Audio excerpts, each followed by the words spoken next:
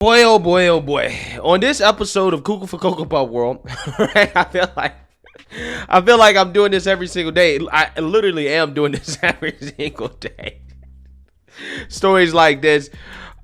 We have woke Democrats out of Minnesota. Once again, demonstrating to us how out of touch the Democrat Party is with reality. They really are the party of woke extremism and the opposite of common sense, right?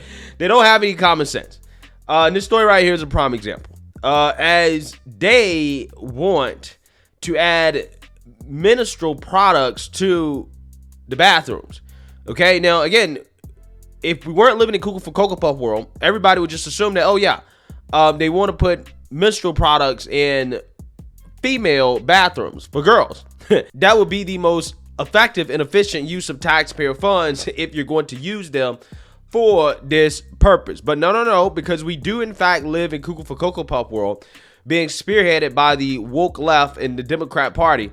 The Democrats are saying, nope, we actually want menstrual products in all bathrooms, including boys' bathrooms. And this one woke Democrat representative, she decided that she wanted to reject an amendment to this bill that only female bathrooms will get menstrual products.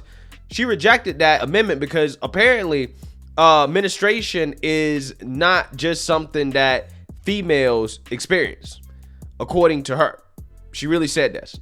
Take a look. I would encourage the committee to vote no on this amendment for a few reasons: practical, financial, social, emotional.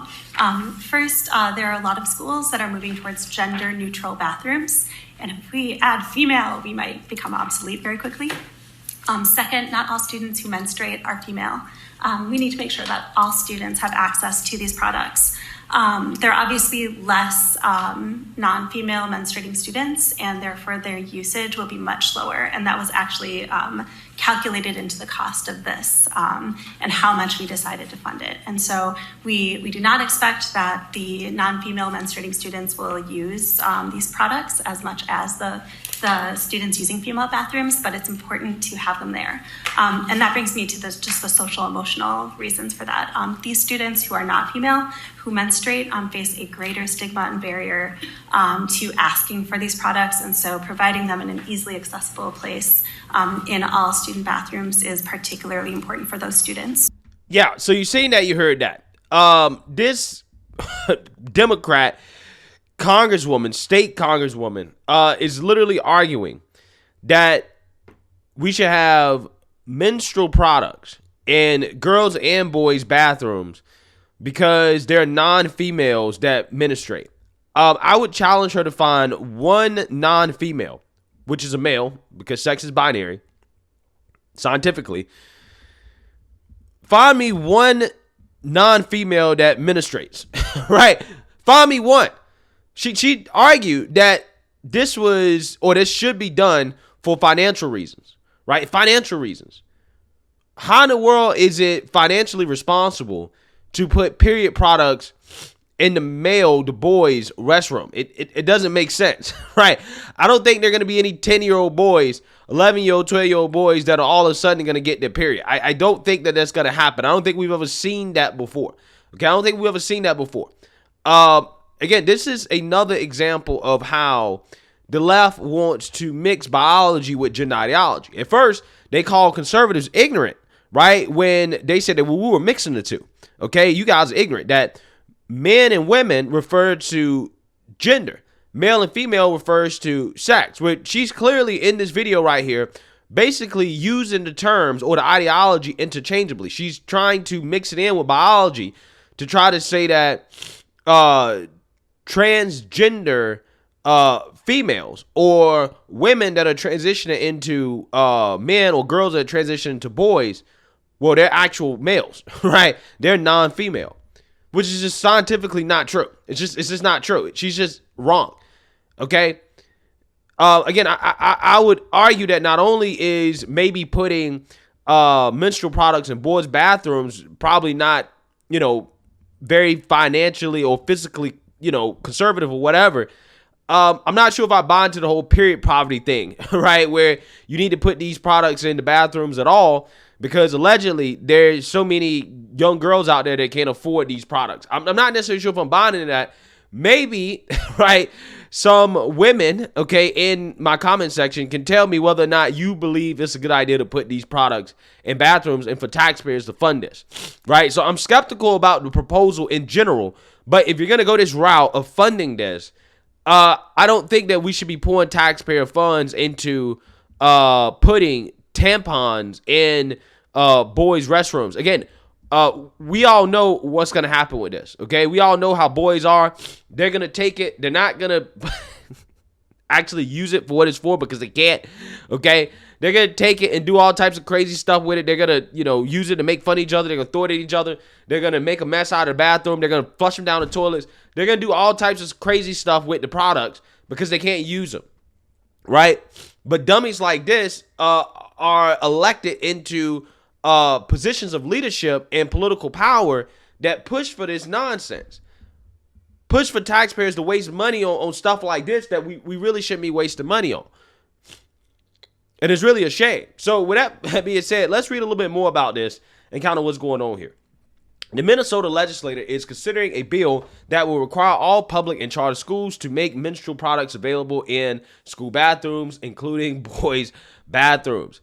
A school district or charter school must provide students access to menstrual products at no charge. The products must be available in restrooms used by students in grades 4 to 12, the bill states.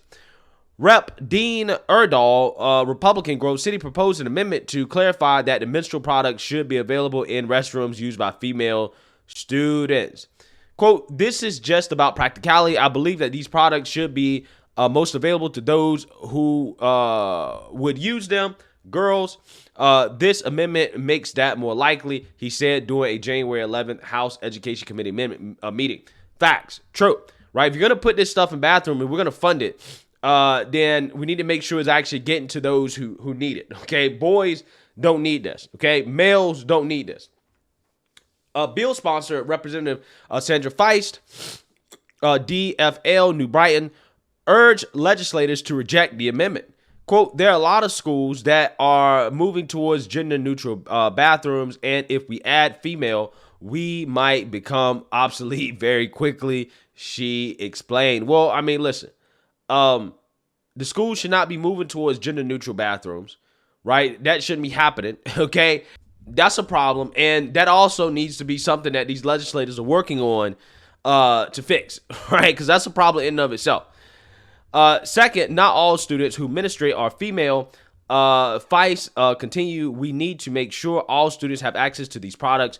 There are obviously less non-female menstruating students, and therefore their usage will be much lower. That was actually calculated into the cost of this." Well, to correct you here, there are obviously less non-female menstruating students because there are zero, right? There are no non-female menstruating students. Therefore, their usage is going to be zero, which means you shouldn't be funding this, right? We shouldn't be funding this at all. According to Feist, non-female administrators, quote, "face a greater stigma and barrier to asking for these products." Again, what is a non-female, a male, going to do with a tampon? Besides, again, play with it, flush it down the toilet. If they put it up their butt, that's a problem, right? They should be doing that. There's nothing they can do with it. She's also said many schools have already started stocking menstrual products in all bathrooms without issue. Thomas Stinson, a licensed school nurse, agreed with Feist, saying Erdahl's amendment was just another way to divide people. No, how we're dividing people is this woke gender ideology. That's what's really dividing people.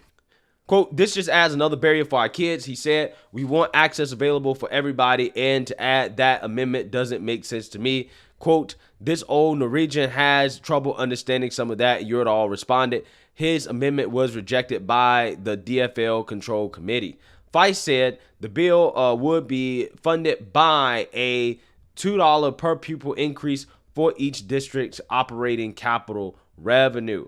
Yeah, so this is going to cost $2 per student, right? $2 per student to put menstrual products in male bathrooms.